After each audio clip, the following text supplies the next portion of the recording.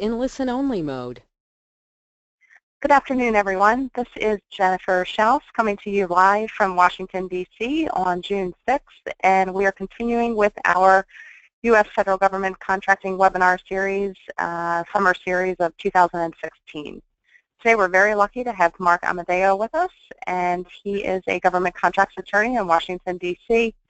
The topic that he's presenting on today is teaming with tribally owned 8A businesses. As we all know, teaming, partnering, subcontracting, and joint venturing are hot topics in government contracting, and the tribally owned 8A businesses are a very important segment of that market. So Mark will tell us more about that in just a moment. What we're looking at now is just a list of the ongoing webinars that we have and various topics that we're covering in government contracting. All of the webinars are recorded. They are all complimentary. So if you happen to miss one, we will have the recording available for you. Today's webinar, once we get through the presentation and Mark makes his concluding remarks, we will go through the questions that you send in. You can type your questions on the right-hand side in your control box, and we will answer those in the order that they are received. We do have a full hour, so in the event that we do not get to your question, we'll have Mark's contact information available, and you can reach out to him directly. So here's our agenda. Tell you a little bit about myself. Mark will introduce himself, tell you about his law firm. We'll dig into the presentation, and then, as I mentioned, we will take your questions and answers. So a little bit about myself. I've been in government contracting for about 20 years. Started my career with Dun & Bradstreet, and we were selling, the division that I was in was the government division, and we were selling the credit reports and the financial information to the federal government. And we sold the data to anything from the intel agencies to the civilian agencies and GSA and contracting officers. We did actually hold a GSA schedule, and that is one of the main offerings that my firm provides currently. So I've been doing that for about 10 years. Additionally, we support government contractors with proposal writing, some of the certifications, and we host events at the Kennedy Center in Washington, D.C. for government contractors periodically through the year. So stay tuned for some more information on some of our upcoming events. I'm going to now hand the microphone over to Mark, and he will tell you a little bit about himself, his background, and his firm, and then we'll dig into his presentation. Thanks again, Mark, for joining us today. Thanks for having me, Jennifer. And as Jennifer mentioned, my name is Mark Amadeo. I'm the founding principal of the Amadeo Law Firm, which is a legal boutique with offices in D.C. and in Maryland.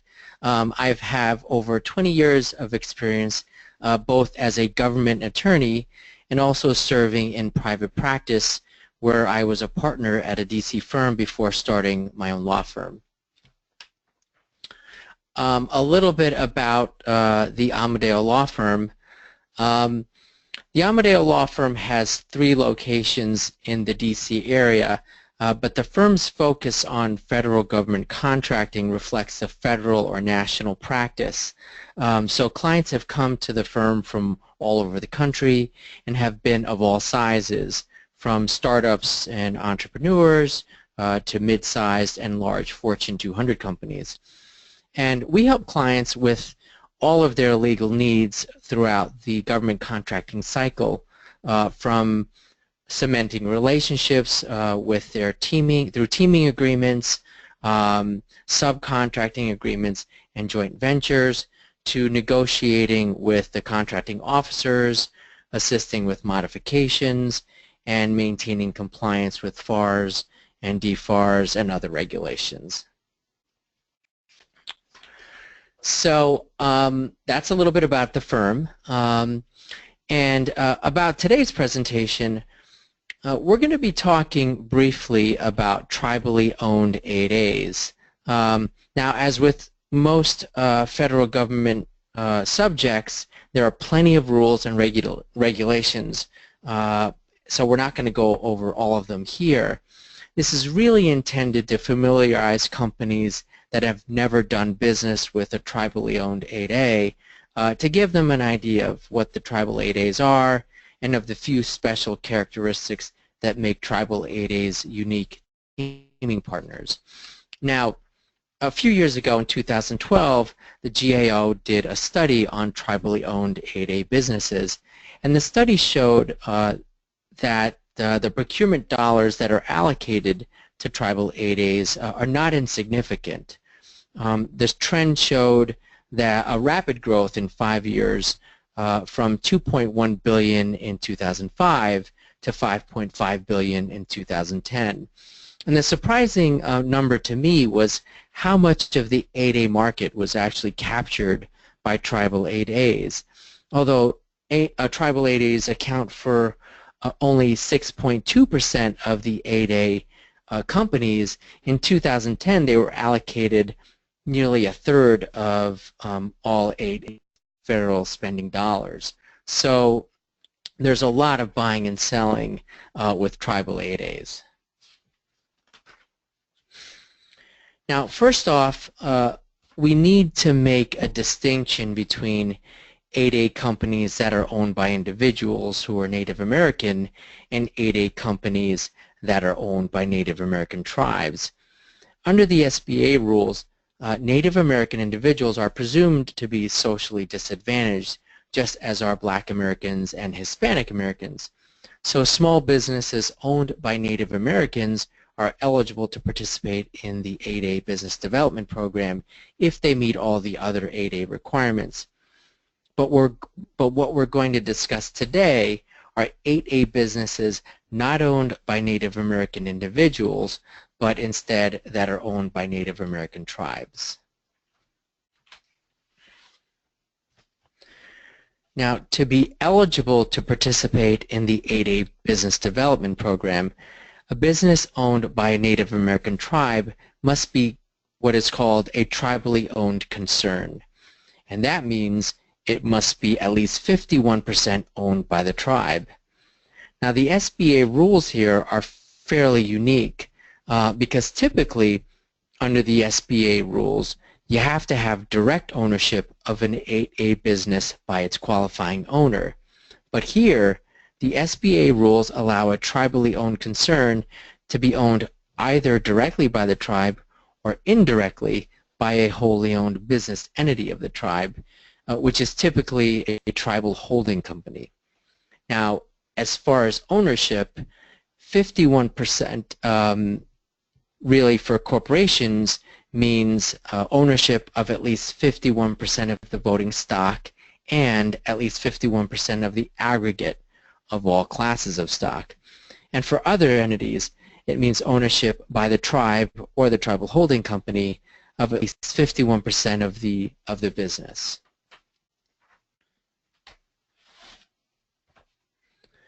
Now, tribally owned concerns still have to meet the requirements that apply to other 8A businesses. So they have to be small, they have to be unconditionally owned and controlled by the owner. The owner, in this case the tribe, must be economically and socially disadvantaged, and the tribally owned concern must demonstrate a potential for success. So even though tribally owned concerns have to meet 8A requirements, the application of those requirements to tribally owned concerns are fairly unique in many instances. For example, for purposes of determining whether an 8A business or an 8A applicant is a small business, the SBA regulations typically will consider other businesses that are owned by the business owner and will count the revenues or employees of those other business affiliates.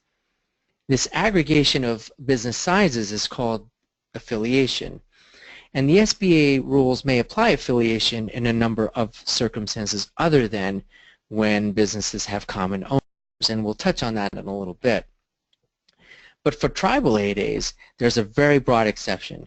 None of these affiliation rules will apply to a tribally owned business for purposes of an 8A application or an 8A set-aside or an 8A procurement. So no matter how large the other businesses are that are owned by the tribe, their sizes will not be counted for purposes of determining whether the tribal 8A or the tribal 8A applicant is a small business, except or unless the SBA determines that not applying the affiliation rules will somehow create an unfair competitive advantage in favor of the tribal 8A business.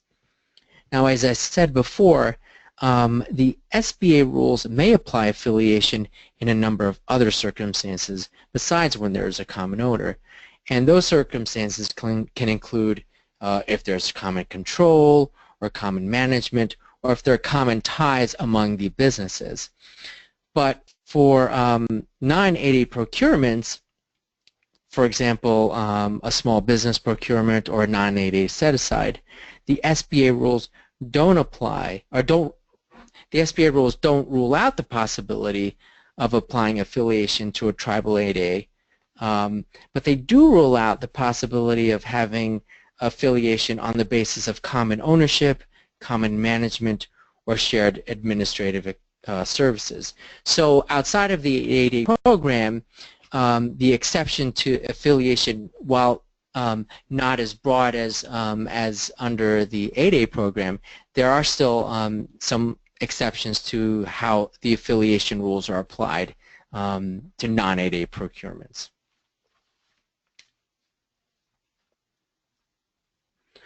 Now, the other requirement that's applied uniquely to tribally owned concerns is ownership. Now, we mentioned already the general requirement for 8As of direct ownership by their qualifying owners, and the exception for tribally owned 8As which can be indirectly owned by the tribe. The SBA rules also place other ownership limits or requirements on 8As that do not apply to tribal 8As. For example, the SBA regulations generally prohibit individual owners from using their disadvantaged status to qualify more than one 8A business, and they prohibit non-8A businesses from owning more than 20% of an 8A business. These limitations do not apply to tribes, so tribes can have 100% ownership in an unlimited number of 8As as long as those 8As are not in the same primary line of business. And tribes can own up to 50% of another 8A business that is in the same line of business as another tribal 8A applicant.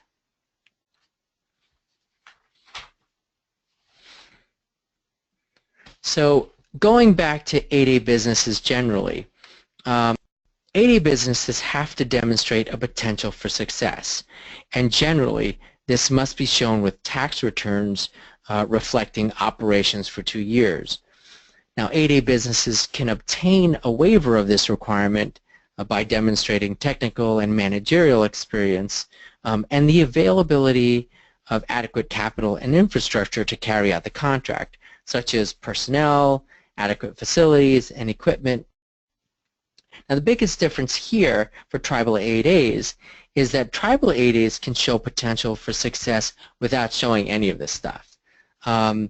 There is an alternate path for tribal 8As to show a potential for success, and that is they can simply opt to provide a written commitment of support from the tribe.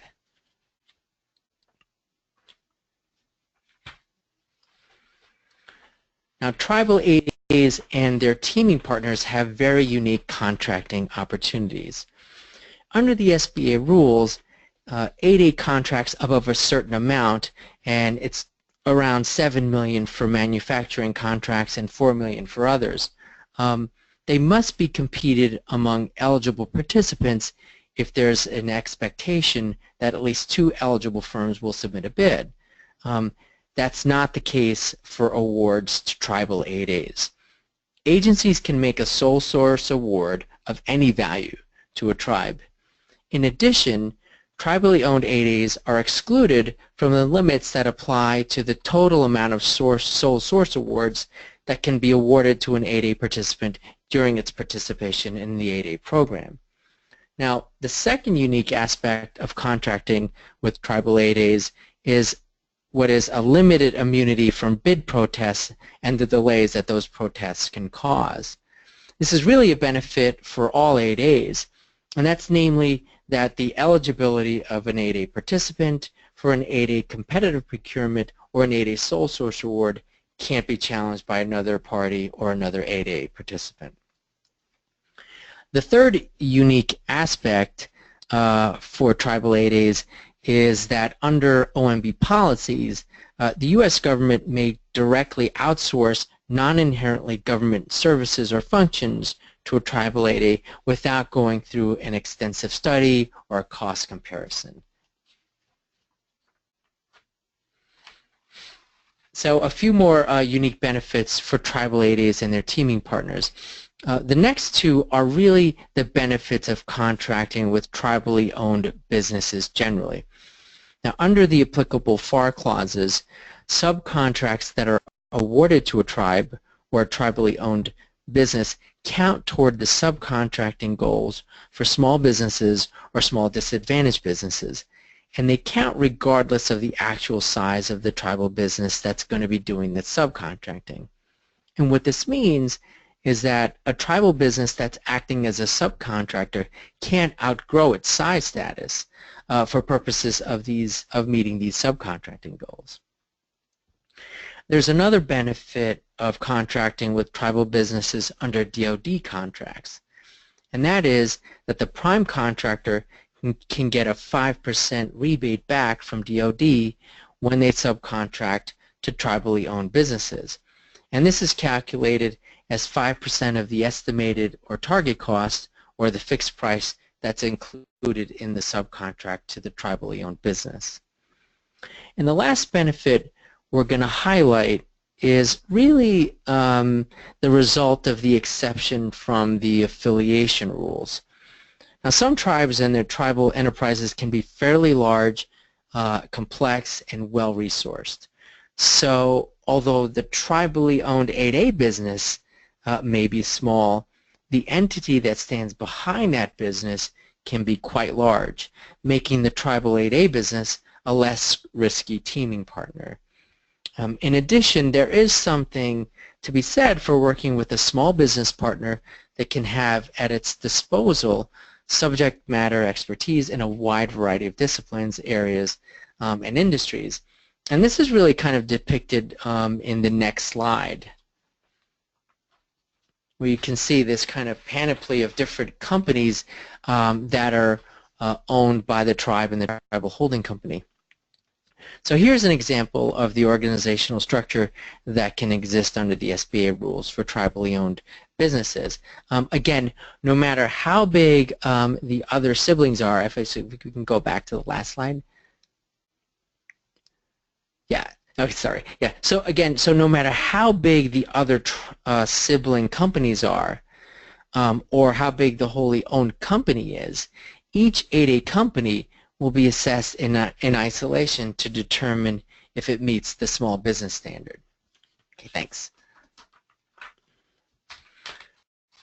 So before we finish up, I just want to mention that last year the SBA proposed some changes to the rules that apply to tribal 8As, and those rules haven't been finalized. But those changes are intended to provide clarification on the limitations on managers of multiple tribal 8As, and they're also intended to clarify the exemption from the affiliation rules when multiple tribal 8As share common administrative services. Now, we're not going to go over those proposed changes here, but I just want to alert the listeners out there that there are these proposed changes and to be on the lookout when or if they're finalized.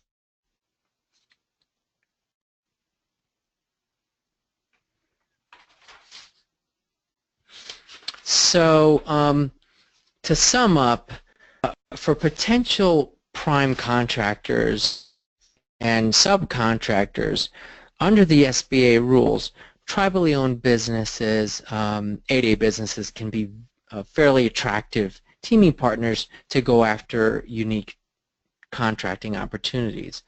And some of the key takeaways are that the SBA rules permit large awards, including large sole source awards, to be made to tribal 8A businesses without limits on the award size. The SBA rules provide potential teaming partners with the opportunity to team with a small business affiliate or a subsidiary of a large enterprise while still competing for an 8A contract or a small business contract. And lastly, the SBA rules provide a teaming partner with the opportunity to team with a lower risk small business that may be backed in writing by a larger organization with access to large business talent and expertise. So that's it for my presentation, and I am happy to take any questions if they come along. Fantastic. Mark, that was very interesting and obviously a lot of unique aspects and certainly advantage to teaming with the tribally owned 8As. So it was very enlightening and right on point. So we will take your questions. Again, feel free to type them in on the lower right-hand side of the control panel, and we will ask and answer those in the order that they're received. I'll keep this screen up, which has Mark's contact information at the bottom. So in the event that we're not able to get to your question in the allotted time that we have today, please do feel free to reach out to Mark directly. His phone number is there as well as his email address. So the first question comes in and reads, can the tribally owned businesses self-certify, or do they need to go through an SBA application? Yeah, the tribal 8As have to go through roughly the same kind of process that other 8As have to go through to get certified. So they cannot self-certify. They have to go through submitting paperwork to the SBA.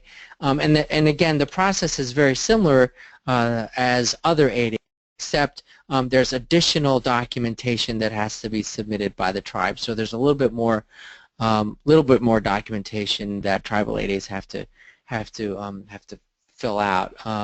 But yeah, they can't self-certify. They have to go through the SBA. Great. And is the tribally owned 8A certification only valid for 9 years, as is a traditional 8A, or is there some other timeline associated with that? No, that's about right. 9 years, and then you've got the 5-year beginning and the 5-year, the 5 and 4 for transitional. So it's the same process. It's the same 9-year process. Okay, great. And can a tribally owned 8A own or joint venture with another company to own a tribal 8A? In theory, yes, but in practice, that typically doesn't happen. Now remember, there's a requirement that a tribal 8A must be owned by the tribe or a wholly owned entity of the tribe. So at most, a tribal 8A can only be one company removed from the parent tribe.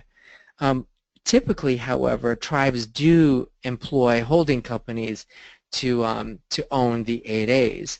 So in most circumstances, the tribal 8A is already going to be one company removed from the tribal entity.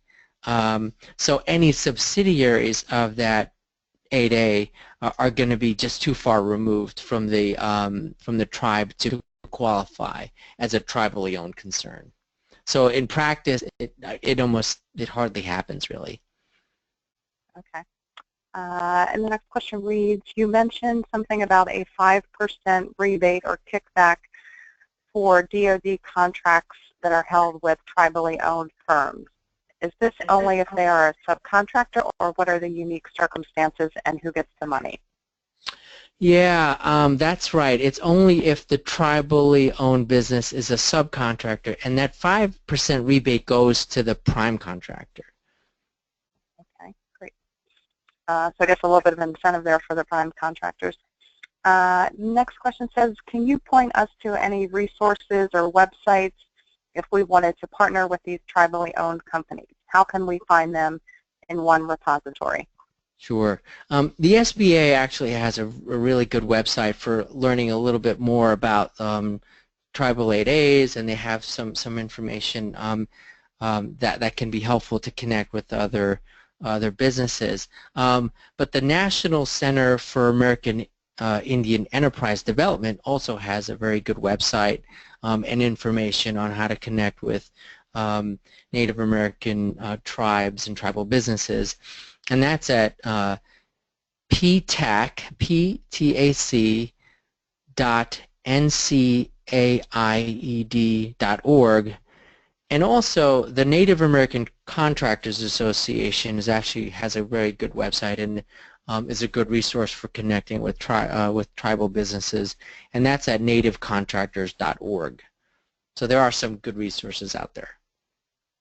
Okay, super. And I think that might be it for questions. So last call for questions. Anyone that's still on the line with us, feel free to go ahead and type those in. Otherwise, we'll let Mark make some last-minute remarks, and I'm going to move to the next slide that, again, just gives you the full list of the webinars that we're going through the next week and a half.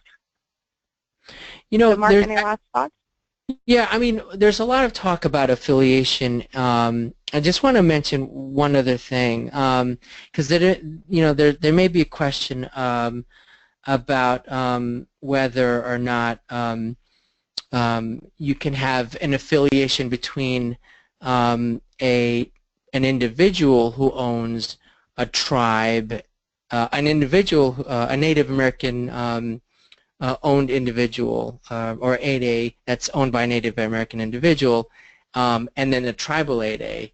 And because we've talked about exceptions, this 8A exception only exempts businesses that are owned by the tribe. So if someone owns, if the tribe, let's say, is a co-owner of a business that's owned by a tribe, you can have affiliation. So just want to clarify that. I think there's a lot of talk about affiliation, and I just want to make sure that we touch on that a little bit. Okay, great.